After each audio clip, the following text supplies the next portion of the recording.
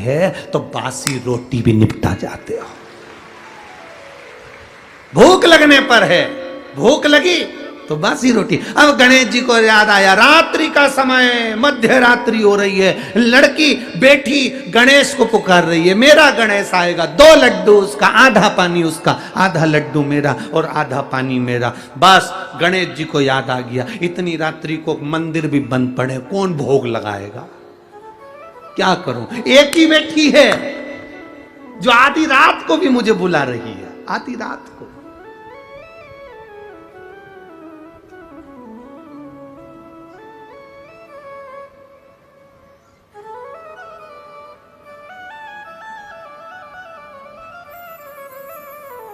आज कोई पूछ रहा था, गुरुजी कल गणेश जी बिठाने का समय क्या है? 19 तारीख को गणेश जी बैठेंगे तो उनके बिठाने का समय क्या है? हमसे पूछ रहे थे। अब हम तो शंकर जी के भगत, शिव जी की उपासना, अब हम क्या समय बताएं? तो हमने उनसे कह दिया जब गणेश जी फ्री हों।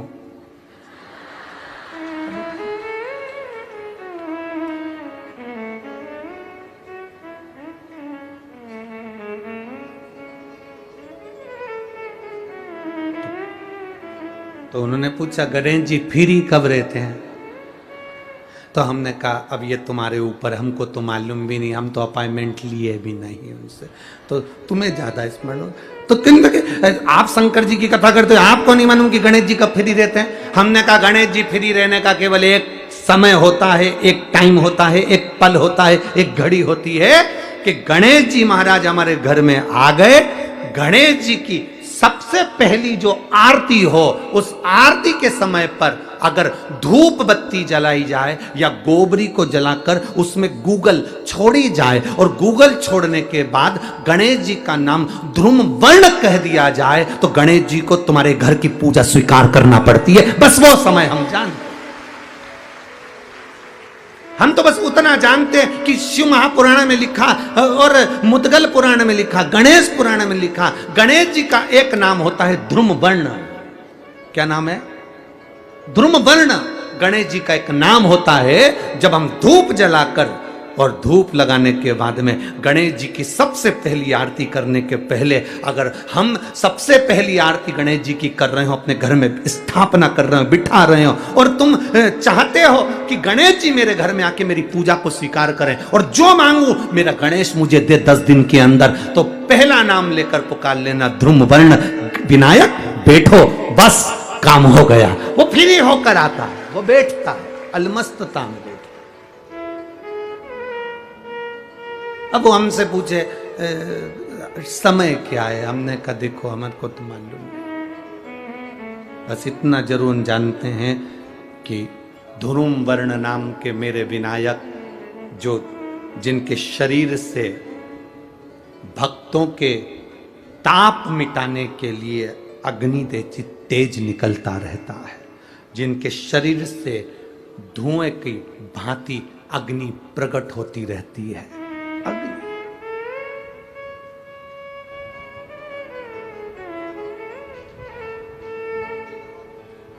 हम तो उनको पहचानते हैं जो दुनिया के ताप मिटाने के लिए प्रगटा। उनके शरीर से अग्नि धुआं तेज पुंज प्रकट हुआ। वो ध्रुम वर्ण विनायक साधारण, उसका केवल नाम उच्चारण कर कर भी अगर विराजित किया जाए, वो आया स्वीकार करेगा। 10 आप अभी तक बिठा लेते थे सिद्धि विनायक आओ, मयूरेश्वर आओ, भगवान को बल्लेश्वर पधारो, आपने बुलाया, आया वो, बैठा वो, ऐसा नहीं कि नहीं बैठा, पर हमें समय का भान नहीं हो पाया। हम किस समय पर भगवान को रिझाएं? परमात्मा को रिझाने का कोई समय होता है? भगवान को तो जब तुम्हारी मर्जी पड़ जाए, जब तुम्हारा दिल कर जाए, तब मेरे भगवान को रिझाने का प्रयास करो, वो तुम्हारे करीब में आकर बैठ जाएगा। जब तुम्हारा मन पड़े, जब तुम्हारी मर्जी पड़े। कि गुरुजी आपकी एक लोटा जल बहुत कृपा करने वाला है, जब जब कोई उलझा हुआ व्यक्ति दिखता है तो हम उसको भी कह देते हैं कि तुम्हारे घर के लोगों को बोलो कि एक लोटा जल शिव जी को चढ़ाएं, तो शंकर जी राह जरूर दिखाएंगे, शिव राह जरूर दिखाएंगे। हम लोगों से कह देते हैं कि उस जल में कुछ तो है। बाबा सुनता किसकी नहीं है। कई लोग आते हैं यहाँ पर, कई लोग बैठे भी होंगे जिन्होंने पशुपति व्रत भी करा होगा, जिन्होंने लोटा भर के जल भी चढ़ाया होगा, प्रदोष का व्रत भी किया होगा, और भोलेनाथ जी नहीं सुने होंगे तो उसको दिल भी दुखा होगा। सुनता किसकी नहीं है? जो केवल जल चढ़ा रहा है, जो केवल मंदिर तक जा रहा है, भगवान किसकी नहीं सुनता? अच्छे से सुनो। जो केवल जल चढ़ा रहा है, केवल मंदिर तक जा रहा है, मंदिर तक शरीर भी जा रहा है, जल भी जा रहा है, पर उसका दिल नहीं जा पा रहा, इसलिए बाबा सुन नहीं पा रहा। जिस दिन तुम दिल लेकर मंदिर में चले जाओगे, विश्वास लेकर आज भी तो आए हो, लाखों की संख्या में आए हो। अभी हम देख रहे थे आते आते रोड के डिवाइडर पर पेड़ों के नीचे लोग अपना अपना छाता लेकर रोडों पर बैठे हुए हैं, विश्वास लेकर आज भी तो पहुंचे हो। और तुम कहीं पर भी बैठकर कथा सुन रहे हो, तुम्हारा भरोसा, तुम्हारा विश्वास, तुम्हारी दृढ़ता मेरे महादेव के चरणों के प्रति है, इसलिए 3 महीने में झोली भरने की जवाबदारी उस महादेव की है। खाली नहीं भेजेगा वो। एक क्षण के लिए भी अगर आपने शिव महापुराण की कथा सुनी, और हम तो यहां तक कहते हैं जिन जिन पुलिस कर्मी की, जिन जिन डॉक्टरों की, जिन जिन सिस्टरों की, जिन जिन नगर निगम वालों की, जिन जिन प्रशासनिक अधिकारियों की ड्यूटी भी अगर इस कथा में लगी हुई है, वो भी तारीख लिख के रखना और 3 महीने इंतजार करना कि बाबा ने तुमको उन्नति की सीढ़ी पर चढ़ाया कि नहीं चढ़ाया। शिव तत्व क्या है उसको जाने तो सर। शंकर को हम पहचाने कैसे, शिव को हम जाने कैसे?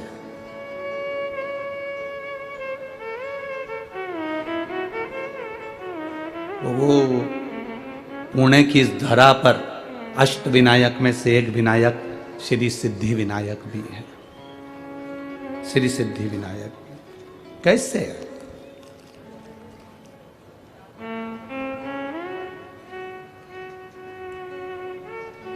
एक ब्राह्मणी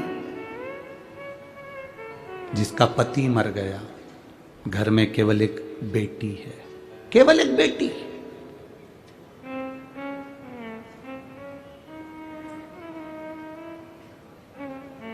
जिसका कोई नहीं उसका तो भोले है यारो। लोग कहते हैं कि ये चले गए तो हमारी जिंदगी का क्या होगा, हमारे जीवन का क्या होगा। कभी कभी बड़ा बड़ा भ्रम हो जाता है। एक सेठ जी कहते थे मैं मर गया तो मेरा पूरा परिवार मर जाएगा, मेरे घर के लोग मुझे बहुत चाहते हैं, मेरे परिवार के लोग मुझे बहुत चाहते हैं, मेरे मरने पर ये मर जाएंगे, मेरी पत्नी मुझे बहुत प्रेम करती है, मेरा बेटा मुझे प्रेम करता है, मेरी बहू मुझे प्रेम करती है, मेरा पोता पोती मुझे प्रेम करते हैं, मैं मर गया तो मेरे पीछे परिवार मर जाएगा।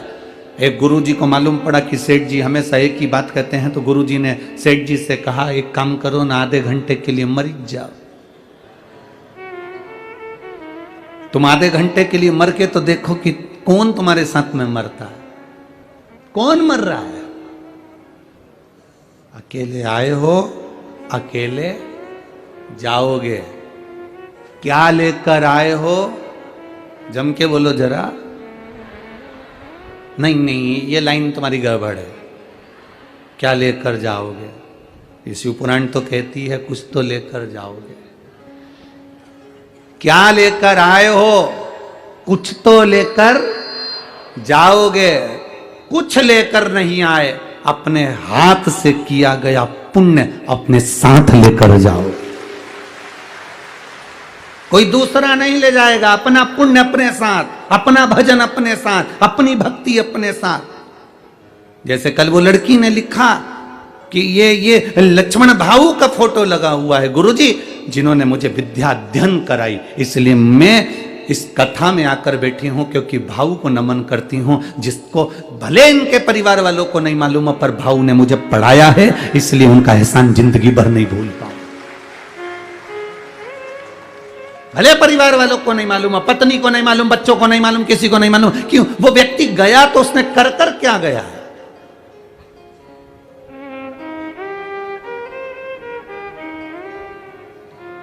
आमदार, खासदार, अध्यक्ष, उपाध्यक्ष, मिनिस्टर, मंत्री, ये सब पद तुमको मिल सकते हैं, पर निवेदन है इस पद पर पहुंचने पर तुम अपने हृदय से दया और धर्म बंद मत कर देना, ये चलती रहने देना।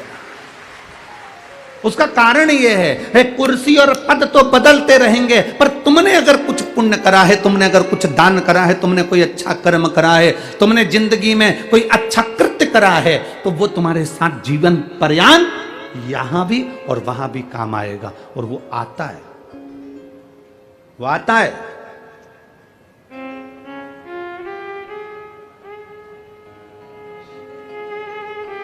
ये कथा कहीं और थी और पहुंची कहीं और है।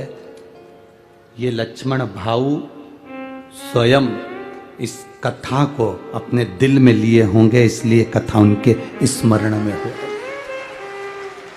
कुछ पुण्य कर कर गया हो और कथा भी करवा रहे हैं तो शंकर भाऊ आपको साधु बांटता है और पूरे परिवार को जिन्होंने जगताप परिवार का, चाहे वो आमदार हो, चाहे वो बड़े भाई उनके विजय भाऊ हो, चाहे कोई हो, ये अपने परिवार का एक सुखमय, एक आनंदमय। कुछ कहते हैं गुल्लक में पैसा इकट्ठा करो, घर में कोई त्योहार होता है तो बच्चा का जन्मदिन होता है तो गुल्लक फोड़ के गिफ्ट लाता है। जब हमारे पूर्वजों का पुण्य की गुल्लक भराती है तब जीवन में एक बार शिव महापुराण की कथा हो पाती है। पुण्य की गुल्लक, कुछ पुण्य किया, मुट्ठी बांधे आया जग में हाथ पसारे जाए। लोग कहते हैं, हम नहीं कहते, हम कहते हैं आपका पुण्य आपके साथ जाएगा, आपका भजन, आपका कीर्तन।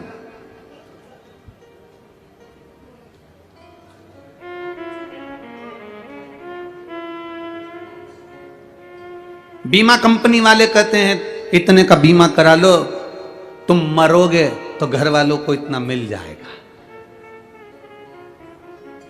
दुनिया में केवल एक ही कंपनी है जो तुम्हारे मरने की बात तुम्हारी पत्नी के सामने करती है। पत्नी सोफे पर बैठी रहती है और बीमा वाला कहता है भाऊ बीमा करवा लो ना, तुम्हारा कहीं एक्सीडेंट हो गया तो इतनी रिकवर राशि मिल जाएगी। और पत्नी बड़े प्रेम से पल्लू डाल के सुनती रहती है, इतनी इतनी राशि मिल जाए। फिर पत्नी ने कहा कोई अच्छा पैकेज बताओ ना, रिकवर राशि ज्यादा मिले। सेठ भी ऐसा ही कह रहा था, मैं मर गया मेरे पीछे पूरा परिवार मर जाएगा। गुरुजी ने कहा तू आधा घंटा मर जा। नहीं, मैं काहे को मरूं? अगर मैं मर गया तो मेरी पत्नी को कुछ हो गया, मेरे बच्चों को कुछ हो गया, मेरी पोता पोती को कुछ हो गया, तुम मर तो सही। उसने कहा नहीं मरूं। सेठ जी से गुरुजी करे 5 मिनट आधे घंटे मर जा, बाकी का मुझे देखना है कि तेरा परिवार कितना मरता है, मुझे देखना ही है। और अगर मेरे परिवार को कुछ हो गया तो गुरुजी ने कहा जवाबदारी मेरी, तू तो मर। पानी पीते पीते सेठ जी लुढ़क गए। डॉक्टर को बुलाया, थोड़े से रुपए देकर गुरुजी ने कहा तुम यहीं बैठ जाओ और कह दो ये मर गया। डॉक्टर ने भी कह दिया मर गया। पत्नी धाड़ धाड़ के रोने लगी, खूब रो, नई नई डिजाइन में रोई, खूब रोई। गुरुजी ने पूछा क्यों रो रही हो सेठानी? सेठानी कहती है मेरा पति चले गया।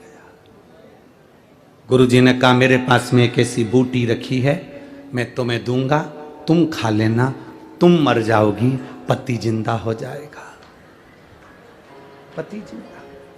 पत्नी रोती रोती बोली इनकी तो उम्र हो गई थी, इनकी तो उम्र हो गई थी,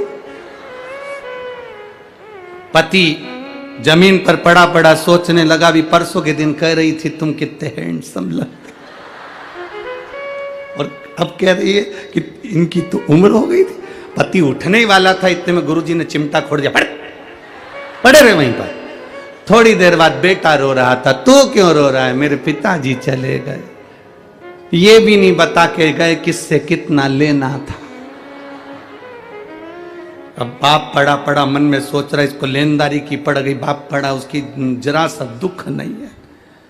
इतने में गुरुजी ने कहा, ले बोटी तू खा ले, तू खाएगा तू मर जाएगा, तेरा बाप जिंदा हो जाएगा, पिता जिंदा हो जाएगा।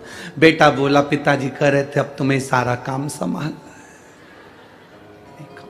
पोता रो रहा था, तू क्यों रो रहा है? मेरे दादाजी चले गए, तो अब मुझे कुरकुरा कौन दिलाएगा?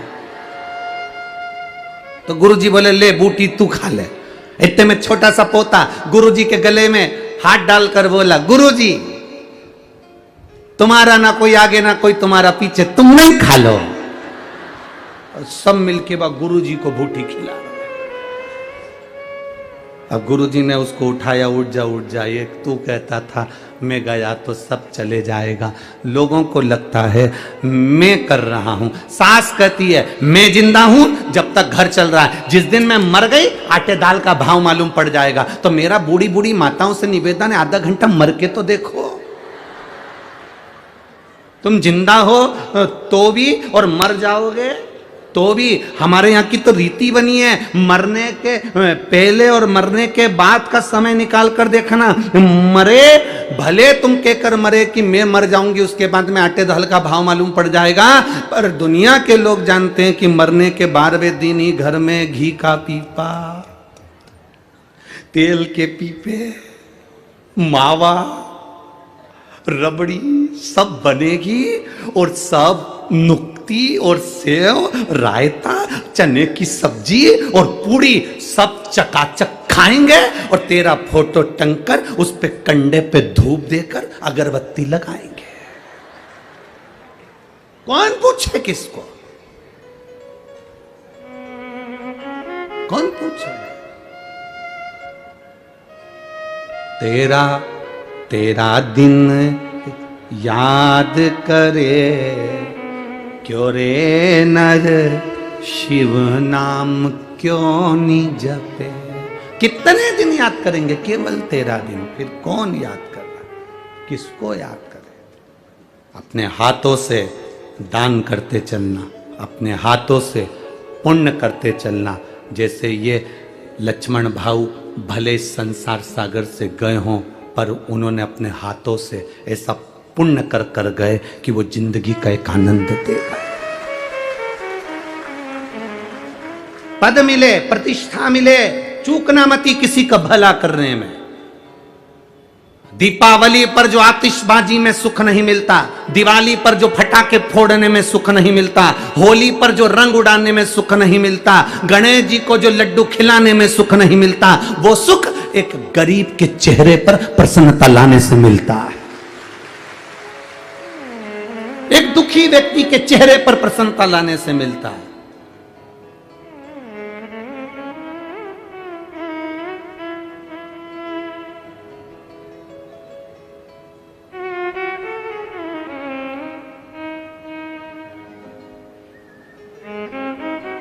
बन सके कोई तुम्हारे पास में आए तो उसकी सहायता अवश्य करो, उसकी सहायता करो, ज्यादा नहीं तो थोड़ी करो।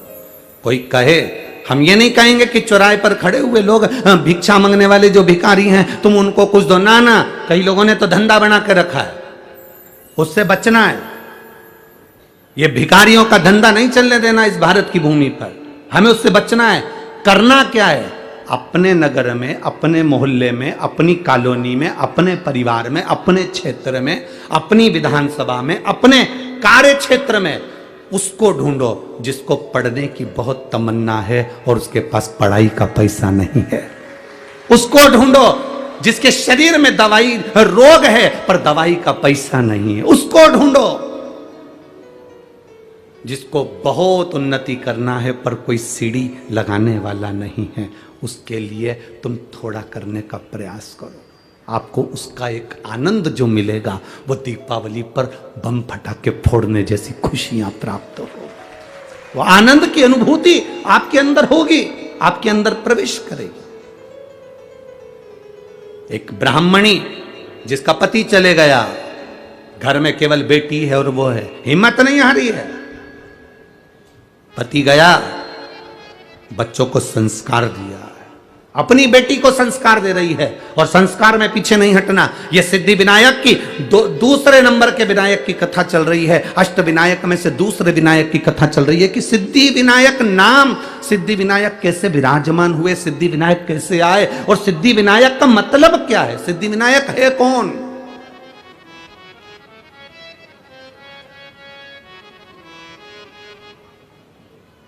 जरा विचार करिएगा।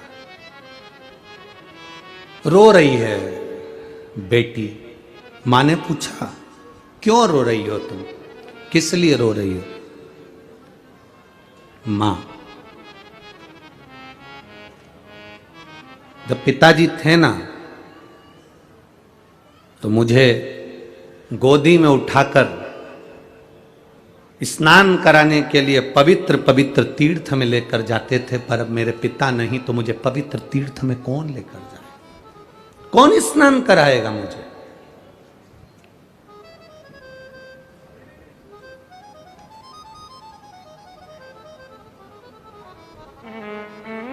दादा दादी में और माता पिता में एक बहुत बड़ा अंतर होता है। बहुत ध्यान देना इस शब्द पर। दादा दादी में और माता पिता में बहुत बड़ा अंतर होता है। माता पिता बच्चे से कहते हैं कि तुम अच्छे से पढ़ाई करो, और दादा दादी कहते हैं तू थोड़ा सा प्रणाम करा कर, थोड़ा झुका कर, मम्मी की बात माना कर, पापा का कहना माना कर, उनको दंडवत करा कर, उनको प्रणाम करा कर, उनको नमन करा कर। माता पिता बच्चे को पढ़ने का प्रेशर देते हैं, और दादा दादी अपने पोते को संस्कार का प्रेशर देते हैं कि ये अच्छा बने।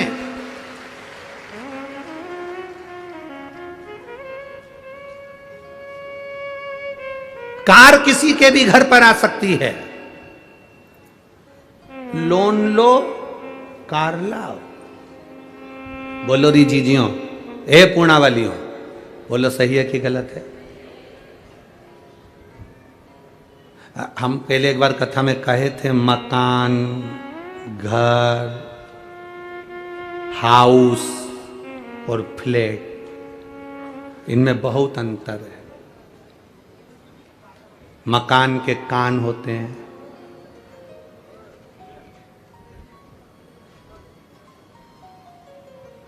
ये सब चीजें हमने कही थी। उसमें एक बात हमने ये भी कही थी, फ्लैट, आदमी इतना कर्जा ले लेता है कि नौकरी कर करके आखिरी में लेट जाता है। इतना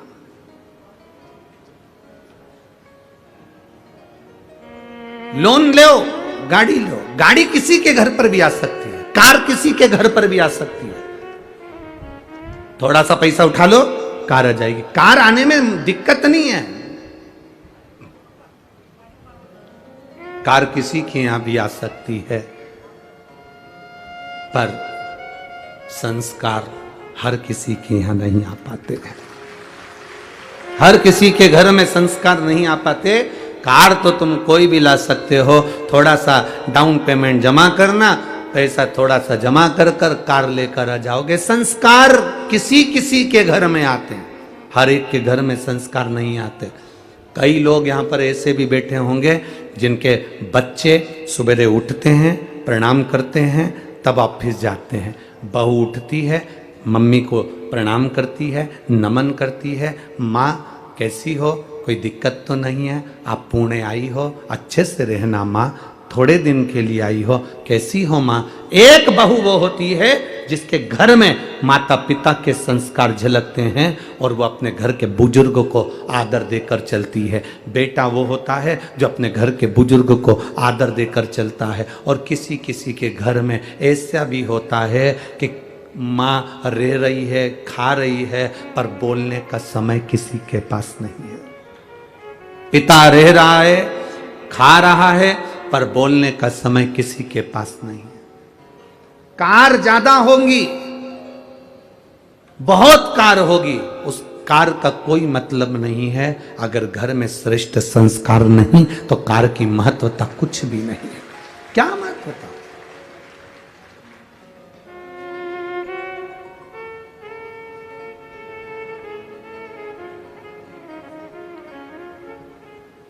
आजकल एक वीडियो बनती है तो लोग बाग उस वीडियो में इंस्टाग्राम या सोशल मीडिया पर बहुत चलती है, कैमरामैन फोकस करो।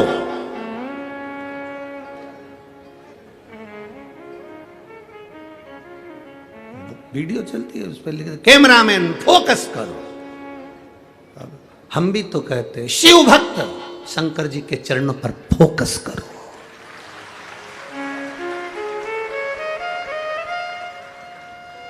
जब आपका ध्यान शिव जी के चरणों पर होगा, शंकर भगवान के चरणों में जब आपका ध्यान होगा, तब शिव कृपा करने में पीछे नहीं हटेंगे। क्यों पीछे हटेंगे?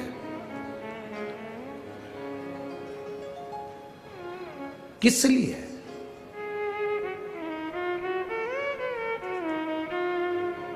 सुबह जब हम मॉर्निंग वॉक में घूम रहे थे तब उस समय पर किसी ने प्रश्न किया, गुरुजी आपको हाथ देखना आता है?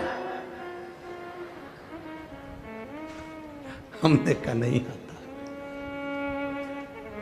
आपको पत्रिका देखना आता है? हमने कहा नहीं आता। क्यों? क्या हुआ?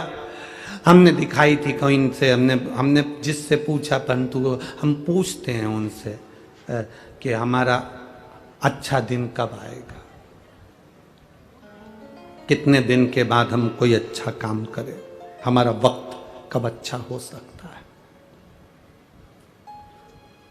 पत्रिका दिखने वाले के पास जाओगे, हाथ दिखाने वाले के पास में जाओगे तो हर व्यक्ति जितने हो, तुम पत्रिका वाले के पास और हाथ दिखाने वालों के पास जाकर पूछते हो मेरा अच्छा वक्त कब आएगा, जरा मेरा भाग्य देखकर बताओ। शिव पुराण कहती है अच्छा वक्त आज ही है, तू आज से ही कोई अच्छा काम चालू कर दे, बस तेरे दिन फिर जाए। हम इंतजार करते हैं अच्छे वक्त का, वक्त अच्छा आएगा तब मैं यह काम करूंगा, वक्त अच्छा आएगा तब मैं यह काम करूंगा, वक्त जब अच्छा आएगा तब मैं यह काम करूंगा। हम किसी से अकड़ में कह देते हैं मेरा वक्त आन दे तब मैं दिखा दूंगा कि मैं हूं क्या, मेरा समय आन दे तब मैं दिखाऊंगा कि मैं हूं क्या, मेरा वक्त आन दे तब मैं दिखाऊंगा कि मैं हूं क्या। और तब हम कहते, लोगों के सामने कहते रहे, और एक दिन छाती में दर्द हुआ, हॉस्पिटल लेकर गए और डॉक्टर साहब ने कह दिया इसका वक्त आ गया। छाती में दर्द हुआ और डॉक्टर ने कह दिया इसका वक्त आ गया। अब समझो कि हम इतनी अकड़ में जिंदगी जी रहे थे, मेरा वक्त आन दे तब मैं बताऊंगा, मेरा वक्त आन दे तब मैं बताऊंगा। परमात्मा कहता है वक्त किसी के हाथ में नहीं है। घड़ी तुम पहन सकते हो, घड़ी में समय तुम देख सकते हो, घड़ी तुम धारण कर सकते हो, पर समय तुम्हारे हाथ में नहीं है। घड़ी तुम्हारे हाथ में हो सकती है पर समय तो महाकाल के काल अधिपति के हाथ में है।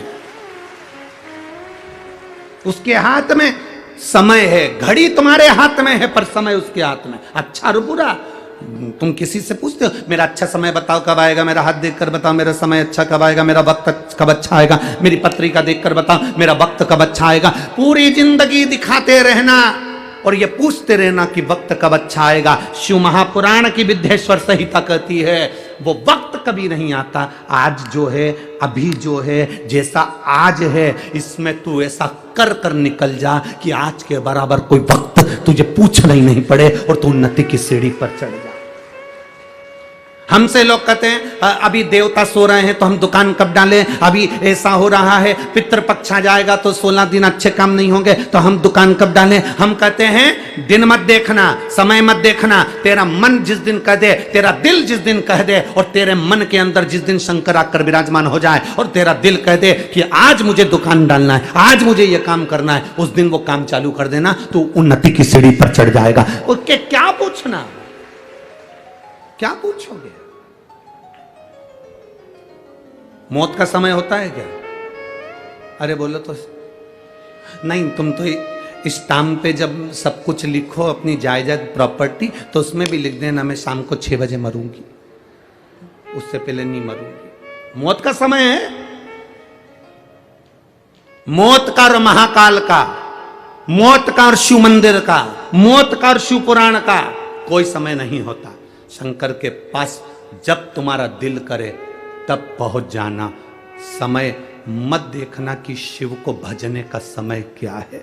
जब तुम्हारा मन करे, फ्री हो, 2 मिनट का समय मिल गया, घर का सारा काम हो गया, मालूम पड़े टीवी पर कथा आ रही है तो सुन लो, नहीं आ रही है तो मुख से 2 बार श्री शिवाय नमस्तुभ्यम कहें। क्या होता है श्री शिवाय नमस्तुभ्यम कहने से? कहते हैं श्री शिवाय नमस्तुभ्यम बोलने से अगर हमारे आसपास में कुछ बुरा होने वाला है तो वो हमारे पास से दूर हो जाता है और शिव हमारे करीब आ जाता है। शिव मेरे पास में, औघड़ी शंकर मेरे करीब में है, शिव तत्व मेरे पास में है, तो शिव मेरे करीब में हो।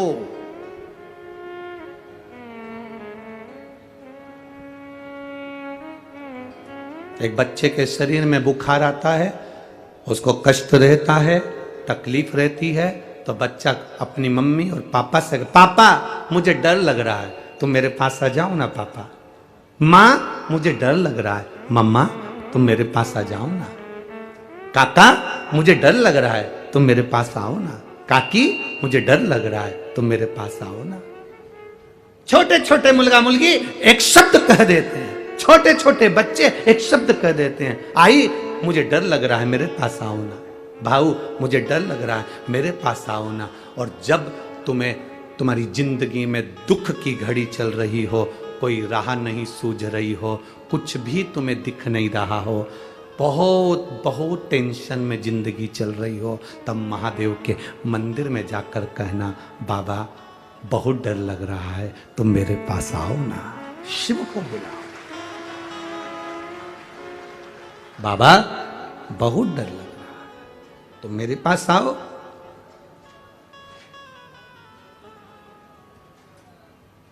तुम मेरे करीब में आओ। और जिस दिन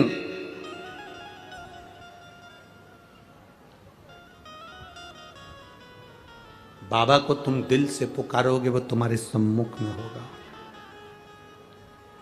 तुम्हारे नजदीक। पर हमारी आदत इतनी विचित्र है ना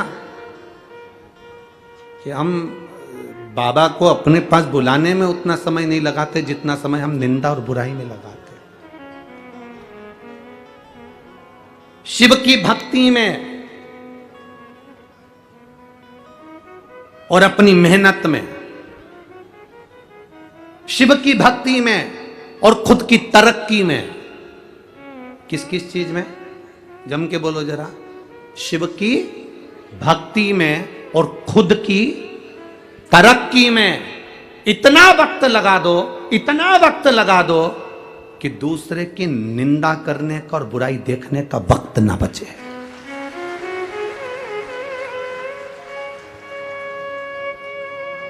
हम क्यों किसी की निंदा करें, हम क्यों किसी की बुराई देखें?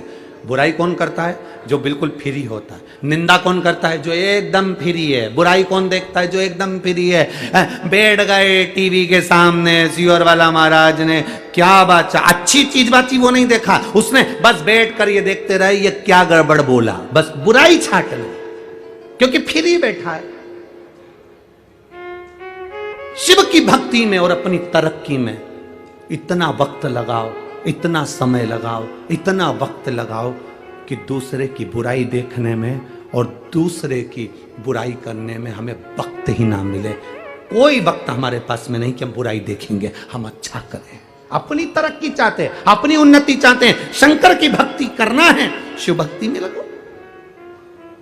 हम मंदिर भी गए हैं ना तो 2-4 बात कर कर आते हैं लोगों से, 2-4 बात करके आते हैं, भगवान की बात नहीं करते। मंदिर गए और जाते से पूछा, क्यों आज तेरा मुंह उदास है, क्या हो गया? बस मेरी बहू ने ऐसा कर दिया। हम मंदिर गए और फिर वहां जाकर विचार करा, क्यों कथा में नहीं आई अरे अब क्या करता, तो तेरे यहाँ गाड़ी नहीं है क्या, कोई छोड़ने वाला नहीं है क्या? नहीं, बेटा ले जाता है गाड़ी, एक बार गाड़ी बहू ले जाती है। हम निंदा में लगे। मंदिर जाने के बाद तो हमारी बुद्धि चित्त ये सब परमात्मा में लगना चाहिए। शिव महापुराण की कथा में आने के बाद तुम्हारा दिल कथा में लगना चाहिए, तुम्हारा चित्त कथा में लगना चाहिए।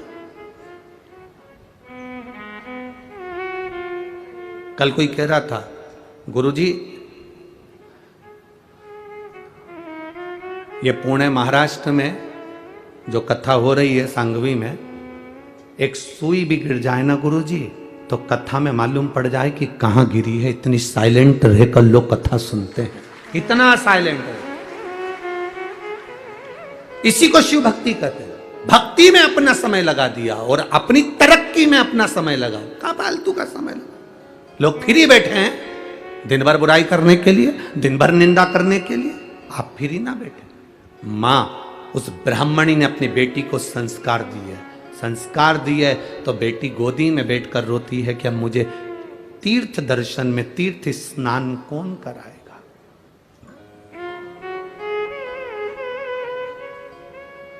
बच्चों का दिल बड़ा निर्मल होता है। उस बच्चे ने जैसे लिखा, बच्चे ने अपने पत्र में लिख दिया कि मैं तो लोटा ही वहीं रखी आया। अभी ये निर्मल मन है बच्चे का, ये बच्चे के मन में पाप नहीं है। और मां कितनी विद्वान ऐसी मां होगी जिस मां ने कहा जा लोटा लेकर आ, और फिर मां ने कहा दूसरे दिन चल पानी चढ़ाने जा। नहीं जाऊंगा, शंकर जी ने मेरे को फेल कर दिया, नहीं जाऊंगा।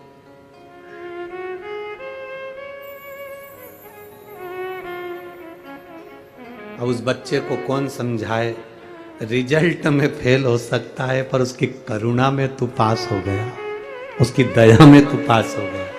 कौन समझाए उस बच्चे को। लोटा लेकर आ गया, रख दिया। ये विश्वास, दृढ़ता। ये एक पत्र और है बड़ा सुंदर, देखिए उस पत्र में एक बहन ने लिखा,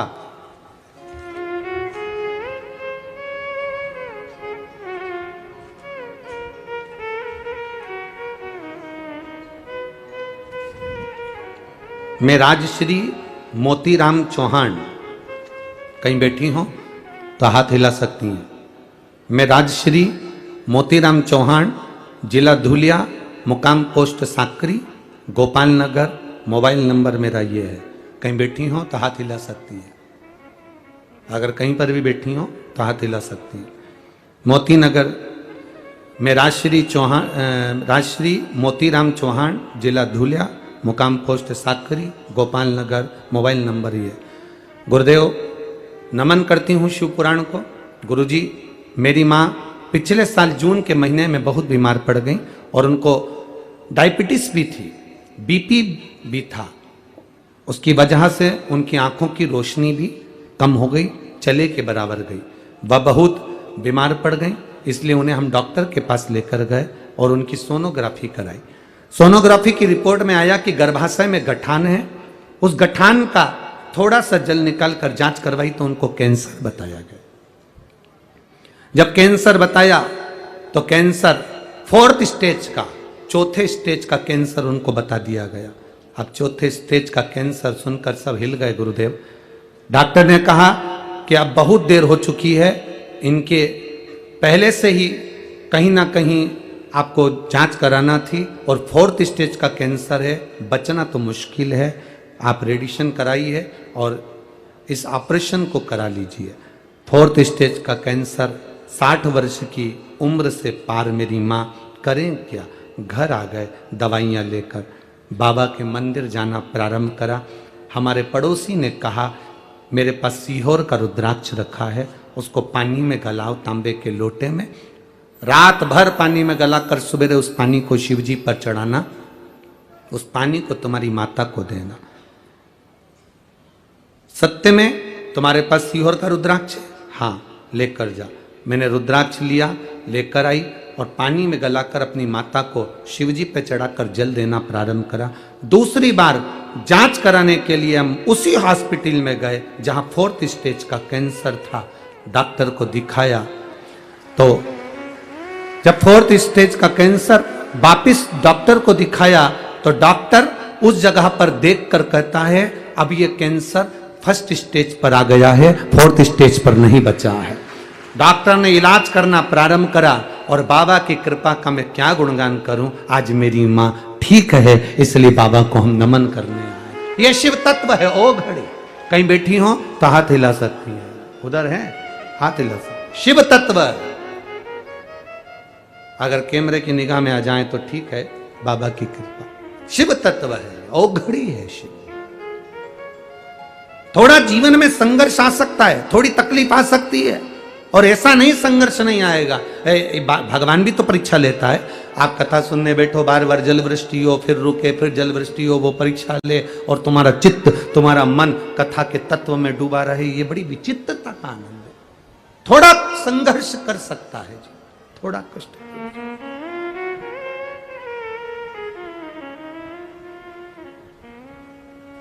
महाराज, अरे तेरा ही दिया मैंने खाया पिया है, तेरा शुक्रिया, तेरा शुक्रिया। मुझे भोले बाबा ने बहुत दे दिया है, तेरा शुक्रिया, तेरा शुक्रिया। मिले समय और बाबा दे तुम्हारे को, तो कुछ अच्छा करने का प्रयास जरूर करो, कुछ अच्छा करो। और कितना सुंदर एक भजन की लाइन में आप लोग कहते हो ना कि भला किसी का, जम के बोलो जरा, भला किसी का कर ना सको तो बुरा किसी का मत करना। फूल नहीं बन सकते तो कांटे बन करना। अच्छा करने का प्रयास करो।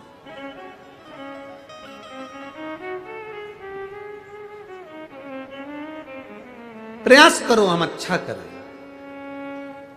प्रयास करो हमारे हाथों से कुछ अच्छा हो। बहुत कठिन होता है दूसरे को बदलना। और शिव महापुराण की कथा में ये सिद्धि विनायक जो दूसरे नंबर का, अष्ट विनायक में दूसरे नंबर के विनायक की जो कथा चल रही है, ये हमें सीख दे रही है, ये हमें सीख दे रही है कि कुछ अच्छा करना है, कुछ अच्छा प्रदान करना है। मां ने अपनी बेटी से कहा, तू क्यों चिंता करती है मां, मुझे भी पवित्र दिन आया तो पवित्र नदी में स्नान करने जाना है। पिता थे तो ले जाते थे, मुझे ले जाएगा कौन? अब मुझे कौन लेकर जाएगा? आप पुकारो तो मां ने कहा, तू चिंता मत कर, चल मैं तुझे लेकर चलती हूं, मैं तुझे लेकर चलती हूं।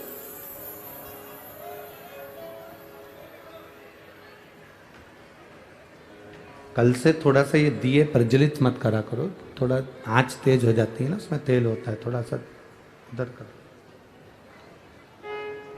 दीप दूर कर लो।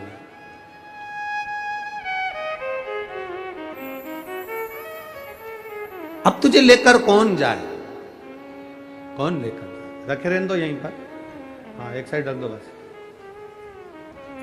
अब तुझे लेकर जाए तो जाए को। मां कहती है क्यों चिंता करती है, रहने दो रहने दो रहने दो, अब हो रहा है जल्दी दो। अब तुझे लेकर जाए तो जाए को, शिव कथा कह रही है। मां कहती है मैं तुझे लेकर चलूंगी, मैं ले चलती हूं तुझको। और मां अपनी बेटी को जब ले जाने लगी, ले जाती है। मां ने विचार करा कि बेटी को लेकर जाऊंगी, छोटी सी बेटी है, मात्र 7 वर्ष की उसकी उम्र है, केवल 7 वर्ष की उसकी उम्र है, छोटी सी बेटी है। भूख लगेगी रास्ते में, एक काम करती हूं, घर में बासी रोटी रखी हुई थी, बहुत सावधानी से सुनना सिद्धि विनायक भगवान की इस कथा को। भादों के महीने में मिल रही है तो ये जिंदगी का एक आनंद देने वाली है। बासी रोटी घर में रखी हुई थी, मां ने, ब्राह्मणी ने उस बासी रोटी को चूरा करा चूरा कर कर उस बासी रोटी को चूर कर उसमें थोड़ा सा गुड़ मिला लिया, उसमें थोड़ा सा गुड़ मिलाया और गुड़ को मिलाकर उसका लड्डू तैयार करा माँ ने। 4 लड्डू माँ ने बनाए, 2 बेटी खा लेगी, 2 मैं खा लूंगी। पानी की छाजल, झारा पानी का एक झारी साथ में रख ली, आधा पानी बेटी पी लेगी, आधा पानी मैं पी लूंगी। 4 लड्डू छाजल का जल लेकर माँ और बेटी दोनों चल दिए, दोनों चल।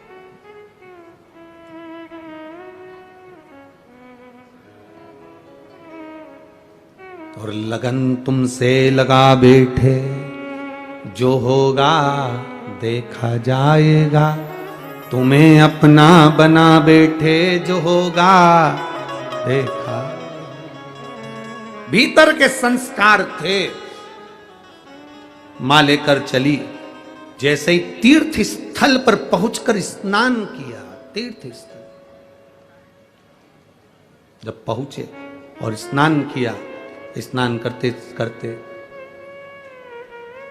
बाहर निकली बेटी तो क्या देखती है कि जितने लोग स्नान कर कर जा रहे थे, जितने लोग स्नान करने के बाद जा रहे हैं, वो सब की सब थोड़ा थोड़ा दान करते हुए जा रहे हैं। आप कहीं तीर्थ में जाओ तो थोड़ा दान जरूरी है, सब दान करते हुए जा रहे हैं। बेटी ने अपनी माँ से कहा, माँ मुझे कुछ दान देने को दे, मुझे कुछ दान करने को दे, मेरे पास में कुछ भी नहीं है। मैं पिता के साथ आती थी तो दान करती थी, अपने पिता के साथ आती थी तो थोड़ा धर्म करती थी। ये दान, ये धर्म एक पिता अपने पुत्र को बताए, एक पिता अपने बच्चों को बताए। कितना सुंदर संवाद आता है जगत गुरु शंकराचार्य जी का। एक संवाद बड़ा सुंदर आता है। जगत गुरु शंकराचार्य जी एक जगह भिक्षा मांगने के लिए गए और जगत गुरु शंकराचार्य जी अपने चेलों के साथ जब भिक्षा मांगने के लिए गए तो वहां जाकर उन्होंने अलख लगाई, बेटा भिक्षाम दे, भिक्षाम दे। जैसे ही जगत गुरु शंकराचार्य जी ने आवाज लगाई, अंदर एक छोटी सी बच्ची थी। वो बच्ची अंदर जाकर अपनी माँ से कहती है, माँ दरवाजे पर कोई बाबा आया है, भिक्षा मांग रहा है। इतने में माँ ने कह दिया कि बोल दे, अभी अपने पास में कुछ भी नहीं है। बच्ची ने जाकर बाहर कह दिया, हमारे यहाँ कुछ है नहीं अभी देने के लिए, हमारे पास देने के लिए कुछ नहीं। थोड़ी देर बाद बाबा गया नहीं, जगत गुरु शंकराचार्य जी ने फिर भिक्षा मांगी, माँ भिक्षाम दी। बेटी ने फिर कहा, माँ वो दरवाजे से जा नहीं रहा, कह दे हमारे यहाँ पर कोई है नहीं। अभी कहा था कुछ है नहीं देने को, अब कह रही हमारे यहाँ कोई है नहीं। बेटी ने कहा, बाबा हमारे यहाँ कोई है नहीं, मैं अकेली हूँ, अब मैं तुम्हें क्या दूं, मेरे पास देने के लिए कुछ नहीं है। तब जगत गुरु शंकराचार्य जी ने कहा, एक काम कर, तेरे घर की झाड़ू लगा के जो कचरा हो वो मेरे कटोरे में डाल दे, जो कचरा हो तेरे पास में वो डाल दे। झाड़ू लगाई, लड़की ने वो कचरा उठाया, कटोरे में डाल दिया, उस कमंडल में डाल दिया। कमंडल को लेकर जगत गुरु शंकराचार्य जी जब चले तो उनके शिष्य ने कहा, गुरुदेव ये क्या करा तुमने, कचरा ले लिया। जगत गुरु शंकराचार्य जी ने कचरे को फेंक दिया और अपने शिष्य से कहा, उसकी माँ ने अपनी बेटी को ज्ञान दिया कि घर में कुछ नहीं है, कोई है नहीं, कुछ नहीं है, कुछ नहीं है। और मैंने बेटी को ज्ञान दिया कि कुछ भी दो पर देव जरूर। बेटी ने भले कचरा दिया पर उस बेटी की आदत में देने की आदत तो पड़ेगी। बेटी को कम से कम देने की आदत तो पड़ेगी। जिस घर में माता पिता के संस्कार ऐसे होते हैं, जा मना कर दे, नहीं है, दरवाजे पर जाकर बाबा से मना कर दे, नहीं है, नहीं है, हमारे यहाँ कुछ नहीं है। जिस बच्चों की आदत घर के लोग ऐसा डाल देते हैं कि कुछ नहीं है, कुछ नहीं है, नहीं देना, नहीं देना, नहीं देना, नहीं है, बस वो बेटी की आदत हो जाती है। ससुराल में जाने के बाद रोज उसके मुंह पर एक ही शब्द रहता है, चाय की पत्ती नहीं है, शक्कर नहीं है, दूध नहीं है, घी नहीं है, बच्चों को पहनाने के, बोल दो तुम तो बोलो, कपड़े नहीं है, मेहमान में जाएं तो बच्चों को क्या पहनाऊं, बच्चों को स्कूल जाने के जूते नहीं है। उसके मुंह पर एक शब्द रहता, नहीं है, बस नहीं है। जिसके संस्कार ऐसे पड़े होते हैं। और एक घर की बहू वो भी होती है घर में कुछ भी नहीं है तो भी प्रसन्न होकर कहती है थोड़ा बैठो, मैं कुछ बना कर लाती हूँ। देख लेती है घी नहीं है, तेल तो है, देख लेती है ये नहीं तो दूसरा कोई सामान तो है। दरवाजे पर आया हुआ खाली ना जाए, ये घर के संस्कार बताते हैं। आज माँ ने अपनी बेटी को, उस ब्राह्मणी ने अपनी बेटी को संस्कार दिया। बेटी कह रही है माँ मुझे दान करने का सामान दे। माँ कहती है क्या दूं मैं इसको दान करने के? 4 लड्डू थे, हाथ में जल था। माँ ने 4 लड्डू बेटी को दे दिए, जल दे दिया और बेटी से कहा ले ये जल ले जा, ये लड्डू ले जा। बेटी कहती है मैं दान किसको करूं? इतने में माँ के मुंह से निकल गया गणेश जी को 2 लड्डू दे देना और आधा पानी पिला देना, और 2 लड्डू तू खा लेना और आधा पानी तू पी लेना।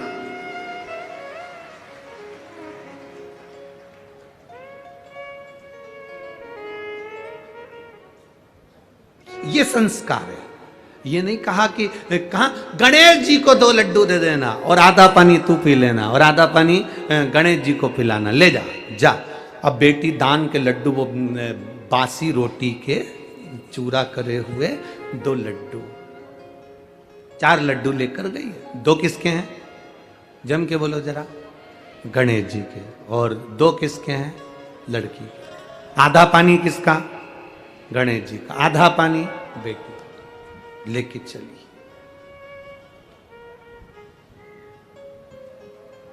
अब बासी रोटी का चूरा का लड्डू, आज के जमाने में बासी रोटी का चूरा करके अगर घर के किसी सास बहू को दे दे या बहू सास को दे दे तो दोनों के मुंह भगोने जैसे हो जाते हैं, भगोने जैसे। और वो भगोना भी ऐसा जो बहुत दिन से नी मंजा ही नहीं है, ऐसा भगोने जैसा। और इंतजार करती है बहू, इंतजार करती है अपने पति को, देख लो तुम्हारी मम्मी को, मेरे को 4 दिन घर में काम नहीं करना था ना तो मुझको बासी रोटी खाने को दी है। मैं रजस्वला धर्म से हो जाती हूं तो मुझे खाने को भी ठंडी रोटी मिलती है। और फिर इधर सास भी कह देती, देख ले तेरी बहू को, मुंह में दांत नहीं तो भी बासी रोटी खाने को देती है। बेचारा पति बीच में मंदिर के घंटे की तरह टंगा है।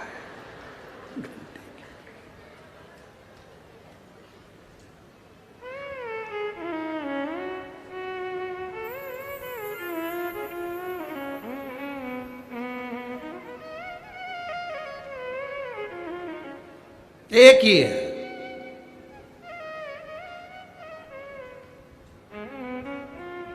पूरे मंदिर में जितनी भी सामग्री होती है वो महिलाओं के नाम पर होती है। पूजा, रोली, मौली, हल्दी, तुम जितनी भी थाली, अगरबत्ती, जितनी भी नाम निकलेंगे महिलाओं के नाम पर निकलेंगे। किसी ने पूछ लिया था पूरे मंदिर में जो भी सामान है वो महिलाओं के नाम पर है, पुरुषों के नाम पर कुछ नहीं। हमने कहा है घंटा, कैसे नहीं? एक है घंटा है, टंगा है, जो आता है बजा जाए। तो भी कभी घंटा शिकायत नहीं करता कि मैं टंगा हूं बहुत दिन से। और कोई कोई की तो इतनी आदत रहती है वो जब से 10-20 बार नहीं बजा दे उससे तब तक उसे चैन नहीं मिलता। घंटा भी कहता है क्यों बजा रही है इतना, क्यों बजा रही है? परेशान क्यों बजा?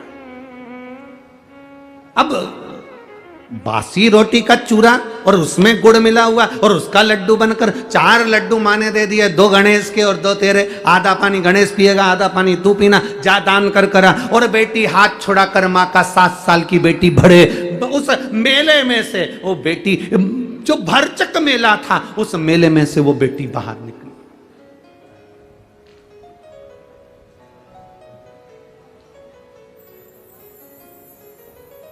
एक पत्र आया, बहुत बड़ा है।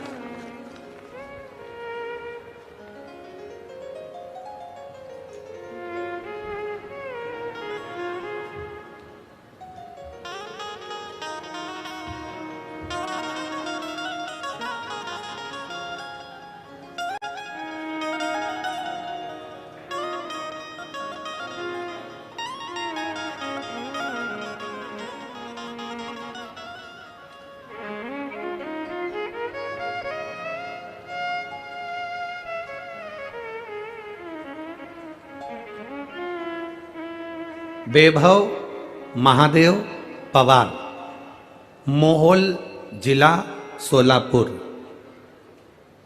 कहीं है, कहीं बैठे हो तो हाथ हिला सकते हैं। वैभव महादेव पवार, मोहोल जिला सोलापुर। गुरुजी, बाबा का क्या वर्णन करूं। मेरी बहन ने आपके बताए अनुसार प्रदोष व्रत करा और उस व्रत में दिया लगाया। दीप लगाने का फल यह मिला कि मेरी बहन के घर संतान नहीं थी, तो 8 साल के बाद मेरी बहन का गर्भ ठहरा और उसके यहाँ संतान हुई। गुरुदेव, संतान तो हो गई। हम 3 बहन अपने पिताजी को साथ में लेकर अब ये विचार कर कर बाबा से प्रार्थना करी कि तुमने संतान दी है तो हम सीहोर जाकर प्रणाम करेंगे। कावड़ यात्रा में हम सीहोर पहुंच गए। गुरुदेव, हमारी बहन और तीनों बहन और हम सब जब कावड़ यात्रा में गए, बच्चा छोटा था तो बहन बच्चे को लेकर कावड़ यात्रा की भीड़ में नहीं जा सकी। मैं अकेला कावड़ लेकर चला, पर हमारी बहन और बच्चा दोनों की दोनों इस भीड़ में पीछे आगे रह गए, मिल ही नहीं रहे थे। हम बहुत ढूंढे, थोड़ी देर बाद मिल गए। बच्चा और बहन दोनों प्राप्त हो गए, पर कावड़ यात्रा में इतनी भीड़ थी कि कुबेरेश्वर धाम के दर्शन नहीं हो पाए। तो मेरी बहन ने भी दरवाजे के बाहर एक कंकर को उठाकर लेकर आ गई और बाबा से कहकर आई, अब हम तुम्हारे यहाँ आ गए हैं, अब कुछ भी हो तुम्हें महाराष्ट्र आना है।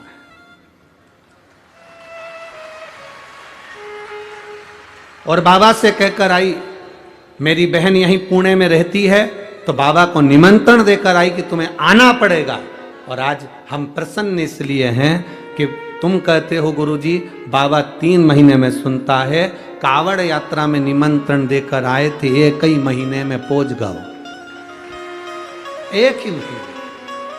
शिव तत्व इसी को कर। आपका विश्वास, आपने अपने बच्चों को क्या दिया है, संस्कार कैसे दिए हैं। हारना तो नहीं सिखाया अपने बच्चों को। ये शिव महापुराण की कथा किसी को हारना नहीं सिखाती। शिव महापुराण की कथा कहती है, जब दुनिया से हार जाओ तब आखिरी में मेरे बाबा कुबेरेश्वर के दरवाजे पर जाकर 1 कंकर की पूजन कर कर आओ। 1 कंकर की पूजन। बहुत लोग कहते हैं कुबेरेश्वर धाम पर शिव जी नहीं बैठे। लोग कहते हैं कुबेरेश्वर धाम पर प्राण प्रतिष्ठा नहीं हुई। कुबेरेश्वर धाम पर अभी पूरी व्यवस्था नहीं है, सब काम चल रहा है, निर्माणाधीन है। ना वहां पर ज्यादा ठहरने की व्यवस्था है, ना वहां पर रुकने की व्यवस्था है, ना वहां पर पूरी कोई व्यवस्था है। वहां तो अभी इतने लेट बात भी तैयार नहीं कि हम तुमसे कह दें कि आपको वहां पूरी व्यवस्था। ना ना ना, वहां तो केवल वहां का कंकर और शंकर, जिसने दिल से, स्थान है कंकर शंकर का, जहां पर हम कंकर की पूजन करते थे शंकर मानकर, उस स्थान पर आप भी बैठकर एक बार दिल से कंकर शंकर की पूजन कर कर आना और दिल से बोल कर आना, बाबा तू मेरे साथ चल, मेरा कल्याण करना और मेरी झोली खुशियों से भरना। वो फिर बुला लेगा, फिर बुलाएगा। क्या है कुबेरेश्वर धाम पर? हम कहते पूरी दुनिया में शिव है, पर कुबेरेश्वर धाम की धरा पर कंकर शंकर है। कंकर शंकर है शिव की प्राप्ति का केंद्र बिंदु। ले 2 लड्डू तेरे, 2 लड्डू गणेश को दान कर देना। अब मां के मुंह से निकल गया, गणेश को दे देना।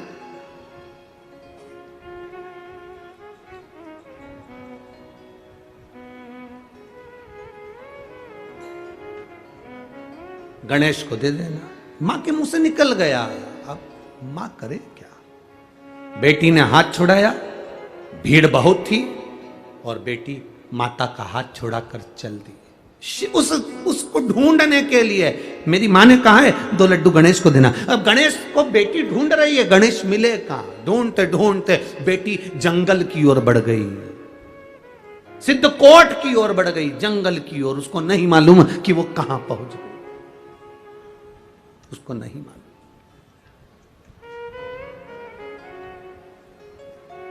माँ बेटी को ढूंढ रही है, बेटी माँ को ढूंढ रही है।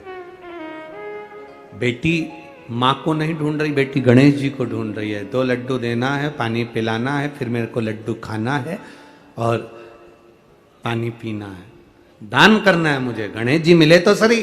ढूंढते ढूंढते जंगल में पहुंच गई, भीड़ से दूर, भयंकर जंगल, भयंकर वन। बेटी उस जंगल में, उसको भय नहीं है, माँ को भय है मेरी बेटी कहां चली गई, पर बेटी को भय नहीं है क्योंकि वो ढूंढने गणेश जी को गई है। जो शंकर को ढूंढता है, जो परमात्मा को ढूंढता है, उसको वीराने में भी भय नहीं होता। जो संसार को ढूंढता है वो भय खाता है।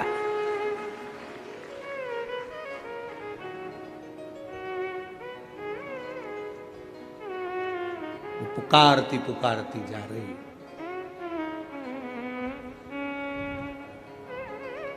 पुकारती। नैनों में जल है बेटी के,